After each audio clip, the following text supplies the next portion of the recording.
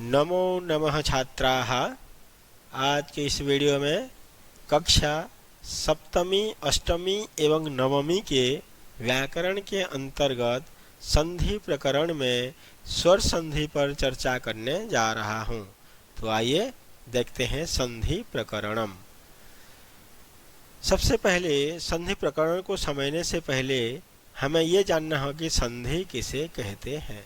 प्रश्न है, संधि किसे कहते हैं? उत्तर, दो या दो से अधिक वर्णों, वर्ण मतलब अक्षर, दो या दो से अधिक वर्णों के आपस में मिलने से जो परिवर्तन होता है उसे संधि कहते हैं। अर्थात आपस में जब दो वर्ण मिल जाएंगे उसमें से विकार या विकृति उत्पन्न होगी, उसी को संधि कहते हैं। संधि कितने प्रकार के होते हैं? संधि तीन प्रकार के होते हैं, अर्थात संधि के तीन भेद हैं। पहला है स्वर संधि, दूसरा है व्यंजन संधि और तीसरा है विसर्ग संधि। अब सबसे पहले स्वर संधि पर मैं चर्चा करने चाहूँगा। स्वर संधि किसे कहते हैं? दो स्वरों के आपस में मिलने से, दो स्वरों के आपस में मिलने से जो परिवर्तन होता है उसे स्वर संधि कहते हैं। जब दो स्वर आपस में मिल जाएंगे उससे जो विकार या विकृति उत्पन्न हो जाएगी उसे स्वर संधि कहते हैं। वैसे तो स्वर संधि के कई भेद हैं, किंतु इस वीडियो में मैं केवल दीर्घ और गुण संधि के बारे में ही चर्चा करूंगा। तो आइए देखते हैं, जैसे यहाँ पे दो स्वर आपस में मिलाते हैं और कैसे संधि बनती है देखते हैं। देव प्लस ईशः, देव में अंतिम स्वर अ है और ईशः में प्रथम स्वर ई है। तो ये अ और ई दोनों आपस में स्वर हैं और दोनों जब आपस में मिल जाएंगे तो ये दोनों मिलकर के बन जाता है ए।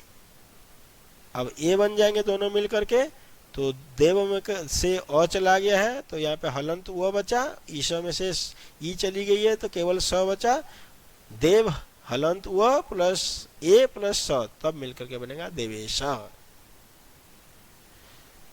अब देखते हैं दीर्घ संधि। दीर्घ संधि पाणिनि ने सूत्र बनाया है, अकह सवर्णे दीर्घ। यही सूत्रों का मीनिंग ये पूरा नीचे लिखा हुआ है।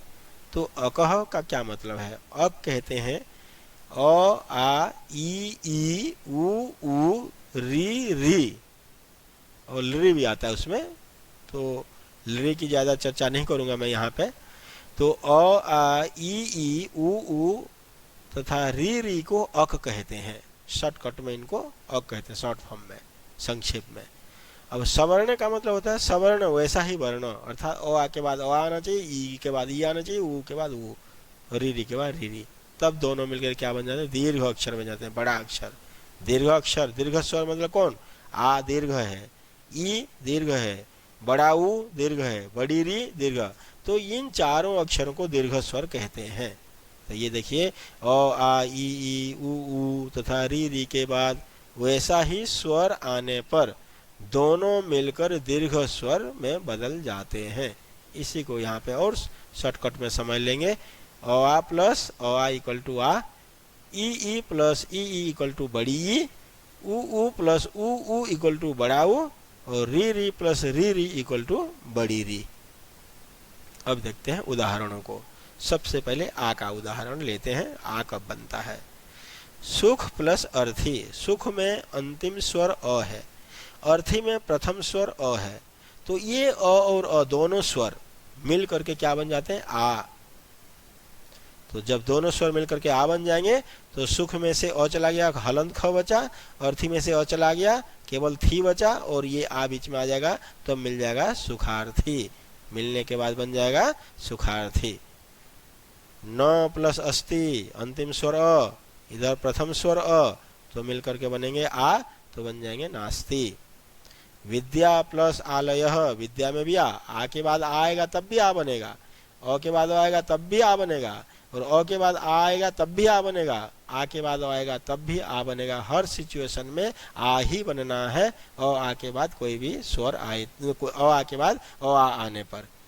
तो भोजन प्लस आलयः भोजनालय, तथा प्लस अपि तथापि, हिम प्लस आलय हिमालय। हिम में अंतिम अक्षर अ है, आलय में इधर आ है प्रथम स्वर, तो अ और आ मिलकर के आ बन जाएगा हिमालय। अब बड़ी की देखते हैं, हरि प्लस ईशः हरीशः। कैसे बना हरीशः देखेंगे, हरि अंतिम स्वर ई है, इधर ईश में प्रथम स्वर बड़ी ई है, तो छोटी प्लस बड़ी, चाहे छोटी छोटी चाहे बड़ी बड़ी, हर सिचुएशन में बड़ी ही बननी है।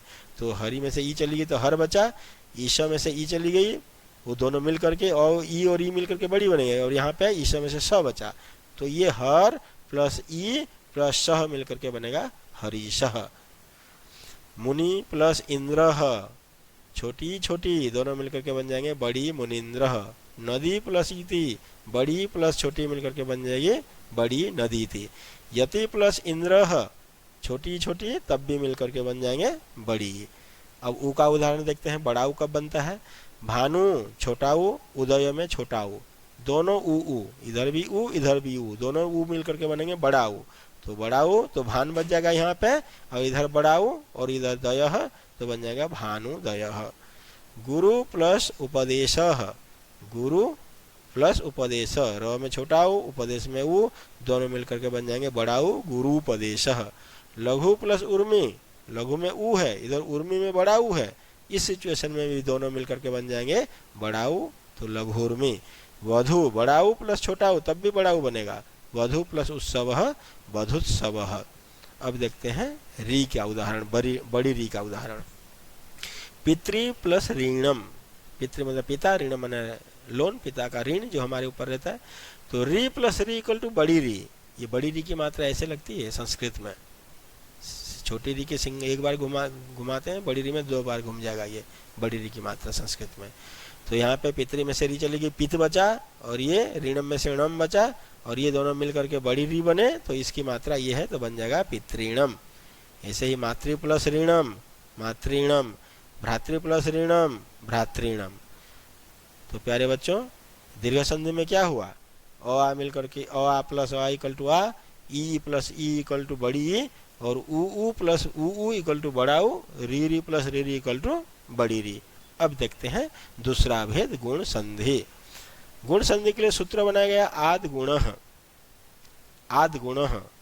तो इसका मतलब ये यहाँ नीचे लिखा हुआ है, अ आ के बाद ई आने पर दोनों मिलकर ए बन जाते हैं। पहले शब्द के अंत में अ आ और बाद वाला शब्द के शुरुआत में ई जब होंगे तो दोनों मिलकर के अ आ और ई मिलकर के बन जाएंगे ए। अ आ के बाद ऊ आने पर दोनों मिलकर बन जाते हैं ओ, तथा अ आ के बाद री आने पर दोनों मिलकर अर बन जाते हैं। इसको और शॉर्टकट में देखते हैं, अ आ प्लस ई इक्वल टू ए, अ आ प्लस ऊ इक्वल टू ओ, अ आ प्लस री इक्वल टू अर। तो उदाहरण को समझ लेते हैं, ए कब बनता है, ये सब ए के उदाहरण है। नर प्लस इंद्र, नर में अंतिम स्वर अ है, इंद्र में प्रथम स्वर ई है, इंद्र में प्रथम स्वर ई है, तो अ प्लस ई, ये देखिए अ और ये ई दोनों मिलकर के ए बन जाएगा। तो यहाँ बन जाएगा नरेंद्र, ए बन जाएगा। तो नर में से चला गया नर, हलंत र बचा, इंद्र में से ई चली गई इंद्र बचा, और ये जो बनता है वो यहाँ बीच में जुड़ जाएगा, तो र में ए की मात्रा लग करके बन जाएगा नरेंद्र। महा प्लस ईशः, आ प्लस ई इक्वल टू ए महेशः। च प्लस इति, अ प्लस ई इक्वल टू बन जाएगा ए, तो चेति। जय में अ है, ईश में ई है, अ और ई मिल करके अ प्लस ई बड़ी, तब मिल जाएगा ए, तो जयेशः। गज इंद्र गजेंद्र, और गण ईशः गणेशः। ये सब के सब ए के उदाहरण है। अब देखते हैं ओ का उदाहरण। सूर्य प्लस उदयः, सूर्य में य में अ है, उदय में ऊ है, अ प्लस ऊ इक्वल टू ओ होता है, तो अ प्लस ऊ इक्वल टू ओ, तो सूर्य में से अ चला गया, सूर्य हलन बच गया, और अ प्लस ऊ मिल करके ओ, और इधर उदय में से दय, तो ये मिल करके ओ की मात्रा लग जाएगा सूर्योदयः। भजन प्लस उपदेशः, नौ में अ है, उपदेश में ऊ है, तो दोनों मिलकर के बन जाएंगे ओ भजनोपदेशः। पर प्लस उपकारः, पर प्लस उपकारः, अ र में अ है, उपकार में ऊ है, दोनों मिलकर के बन जाएंगे ओ, तो बन जाएगा परोपकारः। महा प्लस उदयः, आ के बाद भी ऊ आए, ऊ में से कोई भी आए तब भी बनेगा ओ महोदयः। जल प्लस उर्मिः जलोर्मिः। देव प्लस ऋषि, देव प्लस ऋषि, ये और का उदाहरण है बच्चों। और कब बनता है? देव प्लस ऋषि इक्वल टू देवर्षि। जैसे अ प्लस रि इक्वल टू अर, जैसे यहाँ पे देव में अ है अंतिम अक्षर, इधर ऋषि में प्रथम अक्षर रि है, तो अ प्लस रि इक्वल टू अर बन जाएंगे। अब जब देव में से अ चला गया तो वो हलंत बच जाएगा, और ऋषि में से री चलेगी तो शी बचेगी, और ये अर को इससे जो बना है ये अर, इसको यहीं बीच में जोड़ना है। तो कैसे जोड़ेंगे? तो ये हलंत व में अ चला जाएगा, वह पूरा हो जाएगा। अब ये जो र है आधा र, ये शी के ऊपर चल जाएगा और ये बनेगा देवर्षि। देव प्लस ऋषि ही देवर्षि ही। ऐसे ही महा प्लस ऋषि ही, इसी तरह ही करना है। महा प्लस ऋषि ही महर्षि ही। और ग्रीष्म, ग्रीष्म में भी अ है और इधर री है, तो अ प्लस री इक्वल टू अर, तो बन जाएगा ग्रीष्म ऋतु। तो प्यारे बच्चों, यदि मेरा ये वीडियो आप सबको पसंद आया तो इसे लाइक कीजिए, शेयर कीजिए और मेरे चैनल को सब्सक्राइब जरूर कीजिए। धन्यवाद, थैंक यू। जयतु संस्कृतम, जयतु भारतम, नमो नमः।